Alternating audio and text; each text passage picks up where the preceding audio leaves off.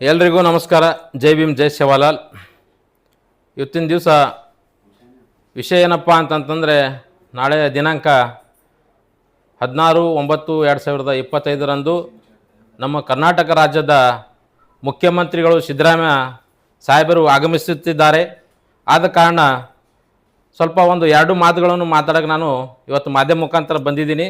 ಏನು ಮಾತಪ್ಪ ಅಂತಂತಂದರೆ, ಇವತ್ತಿನ ದಿವಸ ನೋಡಿ, ಕಲಬುರಗಿ ಜಿಲ್ಲೆಯಲ್ಲಿ ಸಾಕಷ್ಟು ನೀರಾವರಿ ಮಳೆ ಬಂದು ಸಾಕಷ್ಟು ರೈತರದೆಲ್ಲ ಬೆಳೆ ಹಾಳಾಗಿ ಹೋಗಿದೆ.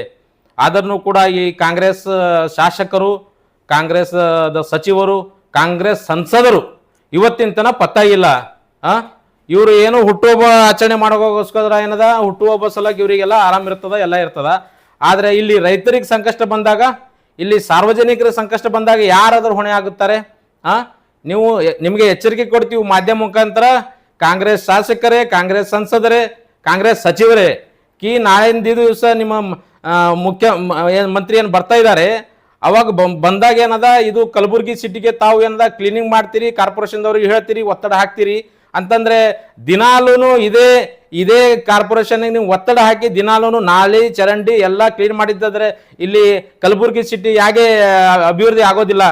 ಇದು ಸ್ಯಾಂಡ್ ಮಾಫಿಯಾ, ಲ್ಯಾಂಡ್ ಮಾಫಿಯಾ ಏನು ಎಲ್ಲಾನೇ ಕಲ್ತಿ ಟೋಟಲಿ ಕಾಂಗ್ರೆಸ್ ಸರ್ಕಾರ ಭ್ರಷ್ಟ ಸರ್ಕಾರ ಆಗಿದೆ ಅಂತೇಳಿ ಇವತ್ತು ನೀವು ತೋರಿಸ್ಕೊಡ್ತಾ ಇದ್ದೀರಿ.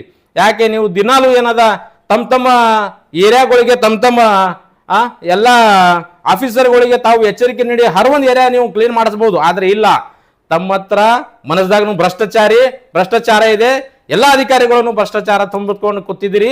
ಆದರೆ ನಾವು ಇವತ್ತಿನ ದಿವಸ ಏನು ಹೇಳಕ್ಕೆ ಇಷ್ಟಪಡ್ತೀವಿ ಅಂತಂದರೆ, ನಾಳೆ ನಿಮ್ಮ ಮಂತ್ರಿಗಳು ಬರ್ತಾ ಇದ್ದಾರೆ. ಅವರಿಗೆ ಏನದ, ನೀವು ಕಲಬುರಗಿ ಜಿಲ್ಲೆಯಲ್ಲಿ ನೋಡಿ, ನೀವು ಓಡಾ ನೋಡಿ ಮಳೆ ಬಂದು ಏನದ, ಎಲ್ಲ ರೋಡ್ಗಳು ಸರ್ವನಾಶ ಆಗಿದೆ, ಹದಗೆಟ್ಟು ಹೋಗಿದೆ. ಎಲ್ಲ ಡ್ಯಾಮ್ಗಳು ತುಂಬಿ ರೈತರ ಹೊಲದಾಗ ಏನದ ನೀರು ತುಂಬಿ ಹರಿದಿ ಏನದ, ರೈತರು ಏನದ ರೋಡಿಗೆ ಬರೋಂಥ ಪ್ರಸಂಗ ಬಂದಿದೆ. ಆದ ಕಾರಣ ಮಾನ್ಯ ನಮ್ಮ ಕರ್ನಾಟಕ ರಾಜ್ಯದ ಸಿದ್ದರಾಮಯ್ಯ ಸಾಹೇಬ್ರೆ, ನಿಮಗೆ ನಮ್ಮ ಪಕ್ಷ ವತಿಯಿಂದ, ನಮ್ಮ JDS ಪಕ್ಷ ವತಿಯಿಂದ ನಿಮಗೆ ಮನವಿ ಇದೆ. ನೀವು ಬರದಿಂದಾಗ ಏನದ, ಈ ರೈತರಿಗೆಲ್ಲ ಸಂಕಷ್ಟದಲ್ಲಿ ಇದ್ದಾರೆ. ನಿನ್ನೆ ತಾನೇ ನಮ್ಮ ರಾಜ್ಯದ ಯುವ ನಿಖಿಲ್ ಕುಮಾರಸ್ವಾಮಿ ಅವರು ಬಂದು ಎಲ್ಲ ಹಳ್ಳಿಗೆ ಹೋಗಿ, ಜವರ್ಗಿಗೆ ಹೋಗಿ, ಬಿಜಾಪುರ್ಗೆ ಹೋಗಿ, ಬೀದರ್ಗೆ ಹೋಗಿ, ಕಲಬುರಗಿ ಜಿಲ್ಲೆ ಎಲ್ಲ ತಾಲೂಕುಗಳಿಗೆ ಓಡಾಡಿ ರೈತರ ಸಂಕಷ್ಟಗಳು ಏನೇನಿದೆ ಎಲ್ಲ ಪರಿಶೀಲನೆ ಮಾಡಿದ್ದಾರೆ. ಆದರೆ ಇದೇ ಪರಿಶೀಲನೆ ಮಾಡಕ್ಕೆ ನಿಮ್ ಇದ್ದಂತ ಸರ್ಕಾರ ಟೈಮ್ ಇಲ್ಲ ನಿಮ್ಮ ಹತ್ರ.